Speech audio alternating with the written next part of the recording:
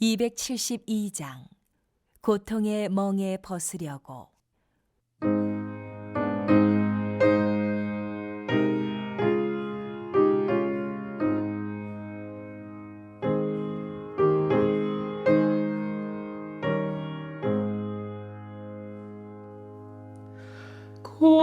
고통의 멍에 벗으려고 예수께로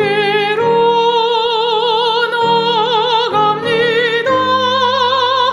자유와 기쁨 베푸시는 주께로 갑니다. 병든 내 몸이 튼튼하고 빈궁한 삶이 부해지며 죄악을 벗어버리려고 주께로 갑니다. 낭패와 실망 당한 뒤에 예수께로 나갑니다. 십자가 은혜 받으려고 주께로 갑니다. 슬프던 마음 위로받고 이생의 풍파 잔잔하며 영광의 찬송 부르려고 주께로 갑니다.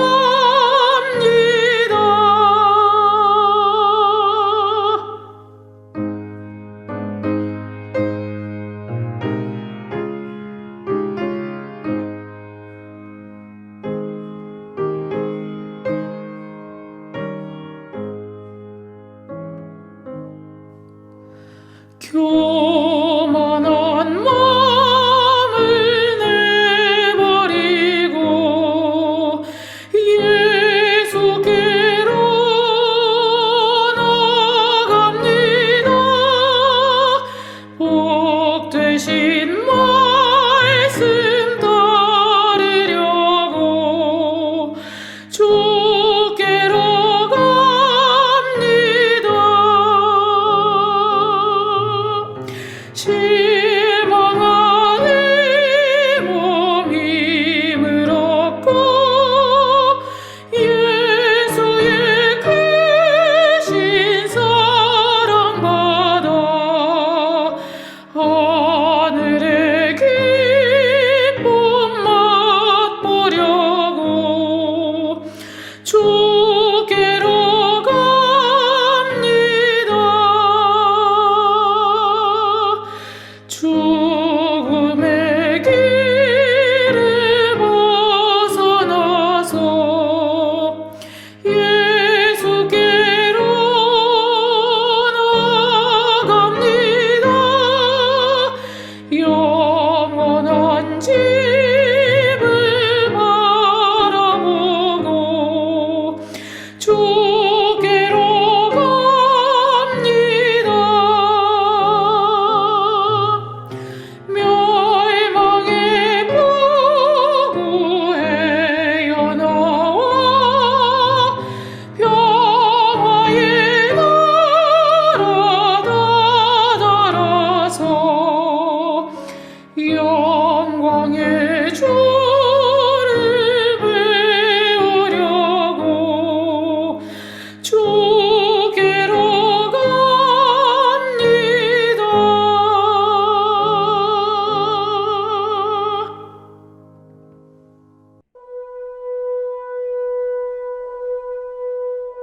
하나님이여, 주의 인자를 따라 내게 은혜를 베푸시며 주의 많은 긍휼을 따라 내 죄악을 지워주소서. 나의 죄악을 말갛게 씻으시며 나의 죄를 깨끗이 제하소서. 물은 나는 내 죄과를 아우니 내 죄가 항상 내 앞에 있나이다. 내가 주께만 범죄하여 주의 목전에 악을 행하였사오니 주께서 말씀하실 때에 의로우시다 하고 주께서 심판하실 때에 순전하시다 하리이다. 내가 죄악 중에서 출생하였으며 어머니가 죄 중에서 나를 잉태하였나이다. 보소서, 주께서는 중심이 진실함을 원하시오니 내게 지혜를 은밀히 가르치시리이다. 우슬초로 나를 정결하게 하소서. 내가 정하리이다. 나의 죄를 씻어주소서. 내가 눈보다 희리이다.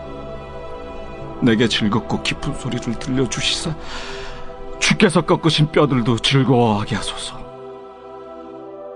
주의 얼굴을 내 죄에서 돌이키시고 내 모든 죄악을 지워주소서. 하나님이여, 내 속에 정한 마음을 창조하시고 내 안에 정직한 영을 새롭게 하소서. 나를 주 앞에서 쫓아내지 마시며 주의 성령을 내게서 거두지 마소서. 주의 구원의 즐거움을 내게 회복시켜 주시고 자원하는 심령을 주사 나를 붙드소서. 그리하면 내가 범죄자에게 주의 도를 가르치리니 죄인들이 주께 돌아오리이다. 하나님이여, 나의 구원의 하나님이여, 피 흘린 죄에서 나를 건지소서. 내 혀가 주의 의를 높이 노래하리이다. 주여, 내 입술을 열어주소서. 내 입이 주를 찬송하여 전파하리이다. 주께서는 제사를 기뻐하지 아니하시나니 그렇지 아니하면 내가 드렸을 것이라. 주는 번제를 기뻐하지 아니하시나이다. 하나님께서 구하시는 제사는 상한 심령이라. 하나님이여, 상하고 통회하는 마음을 주께서 멸시하지 아니하시리이다. 주의 은택으로 시온의 선을 행하시고 예루살렘 성을 쌓으소서. 그때 주께서 의로운 제사와 번제와 온전한 번제를 기뻐하시리니 그때 그들이 수소를 주의 제단에 드리리이다.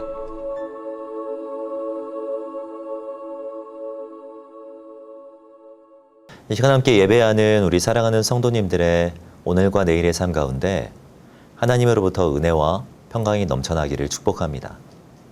우리가 함께 읽은 이 말씀은 초대교회로부터 사용된 대표적인 7개의 참회시 중 하나로 죄사함을 간구하는 개인 탄식시에 속합니다. 이 시의 표제가 다윗이 밧세바와 동침한 후 선지자 나단이 그에게 왔을 때인 것을 보면 이 시는 다윗이 밧세바를 범하고 참회하면서 기록한 시라는 것을 알 수 있죠. 이 본문 1절과 2절을 보면 다윗은 하나님께 죄사함을 간구하는 것을 볼 수 있습니다. 1절 말씀을 보시면 하나님이여 주의 인자를 따라 내게 은혜를 베푸시며 주의 많은 긍휼을 따라 내 죄악을 지워주소서라고 고백합니다. 다윗이 죄사함을 간구하며 가장 먼저 생각했던 것은 여호와 하나님의 속성입니다. 출애굽기 말씀을 보면 여호와는 모세에게 그의 이름을 선포하시면서 자비롭고 은혜롭고 노하기를 더디하며 인자와 진실이 많은 하나님이라고 자신을 소개하셨습니다. 다윗은 이것을 근거로 하나님께 죄사함을 간구하는 것입니다. 우리가 죄사함을 간구할 수 있는 이유는 하나님의 속성 때문입니다. 그분의 인자하심 때문에 우리는 죄를 고백할 수 있고 그분의 긍휼하심 때문에 새로움을 기대할 수 있는 것입니다. 잘 아시겠지만 여기서 말하는 이 인자란 헤세드라는 말로 사랑하는 자에게 베푸는 희생과 이 무조건적인 사랑을 말합니다. 또 긍휼이란 어머니의 태와 같은 이 따뜻한 보호와 돌봄을 말하죠. 다윗은 이러한 하나님의 속성을 알았기에 죄사함을 간구할 수 있었던 것입니다. 회개란 하나님의 인자하심을 의지하며 자신의 죄를 낱낱이 고백하는 것입니다. 이 본문의 1절과 2절에 독특한 점이 하나 있는데요.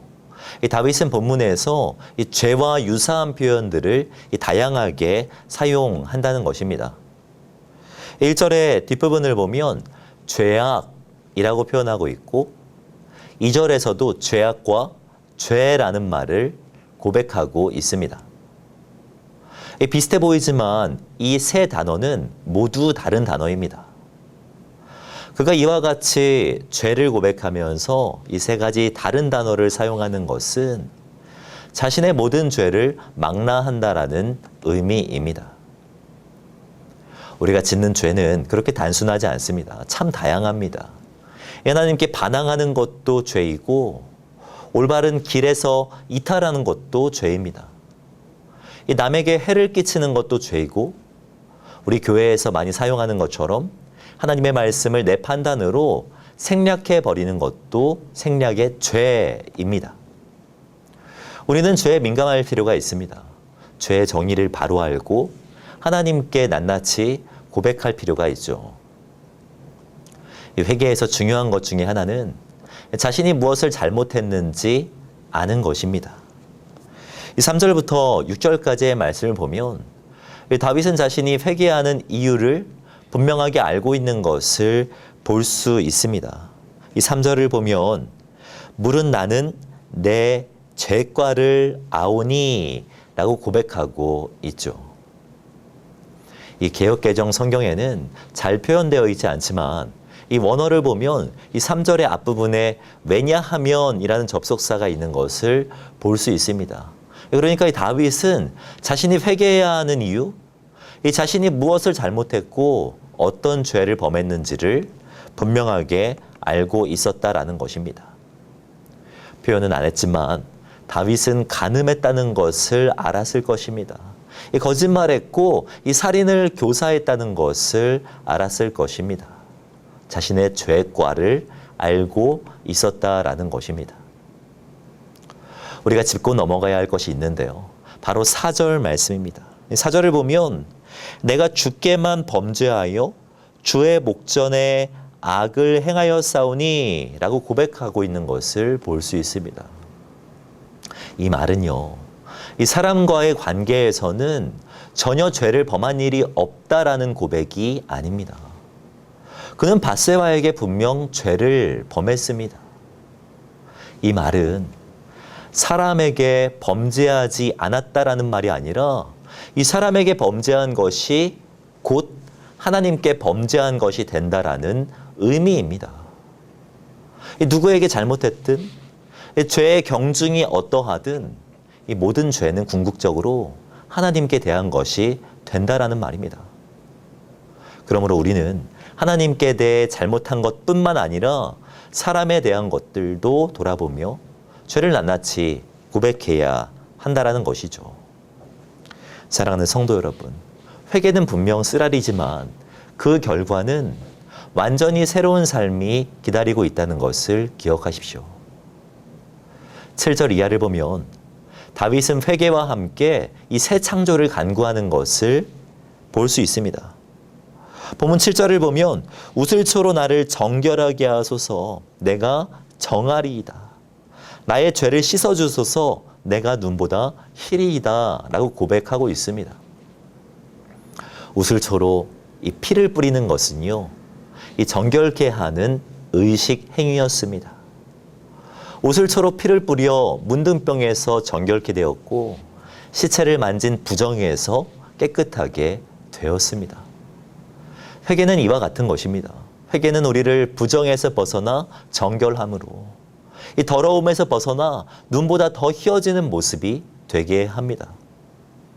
이 10절에 있는 표현과 같이 내 속에 정한 마음을 창조하는 것이 회개이고 내 안에 정직한 영을 새롭게 하는 것이 회개라는 것입니다. 인내는 쓰나 그 결과는 달다라는 말처럼 회개는 아프고 쓰라리며 뼈를 깎는 것처럼 고통스럽지만 그 다음은 완전히 새로운 삶이 기다리고 있다는 것입니다. 성도는 예수 그리스도 안에서 이 기쁨을 이미 경험한 사람들이죠. 우슬초로 정결케 되듯 그 피로 말미암아 새롭게 됨을 경험한 사람들이 우리 성도들 아닙니까? 그 기쁨을 매일의 삶 속에서 누리는 방법 중에 하나가 회개라는 것입니다. 날마다 나 자신을 죽여갈 때, 나 자신을 내려놓을 때, 내 안에 있는 죄악들을 회개하며 나아갈 때 내 안에 그리스도를 통한 기쁨이 살아난다라는 것입니다. 참된 회개는요, 삶의 현장 속에서 결단으로 나타나게 되어 있습니다. 13절부터 마지막 절까지의 말씀을 보면 다윗은 하나님께 다시 회개하며 결단함으로 나아가는 것을 볼 수 있습니다. 13절 말씀을 보면 악인들에게 하나님의 길을 가르쳐 죄인들로 하나님께 돌아오게 하겠다라는 결단을 올려드립니다. 이어지는 14절 말씀을 보아도 내 혀가 주의 의를 높이 노래하리이다 라고 고백하며 예배자의 삶을 결단하고 있는 것을 볼 수 있죠. 회개란 그렇습니다. 회개란 감정적인 것도 아니고 지난 날을 후회하는 것도 아닙니다. 회개는 완전히 돌아서는 것이에요. 새로운 방향으로 나아가겠다는 것을, 새로운 길을 걸어가겠다는 것을 결단하는 것이 회개입니다. 하나님의 인자하심을 붙들고 죄과를 알고 죄를 용서해달라고 고백했다고 할지라도 만약 동일한 방식으로 죄를 짓고자 한다면 우리 안에 진정한 회개가 이루어지지 않은 것입니다. 하나님께서 원하시는 진정한 회개의 표시는요, 죄로 인한 상한 마음과 함께 뉘우치고 돌아서는 결단이 있어야 합니다. 이전 것은 지나가고 새로운 삶의 모습을 하나님과 세상 앞에 보여주는 것, 이것이 참된 회개인 것이죠. 사랑하는 성도 여러분, 저는 이러한 회개가 세상을 변화시킨다고 확신합니다. 오늘 본문이 다윗의 개인의 탄식시라고 말씀드렸는데요.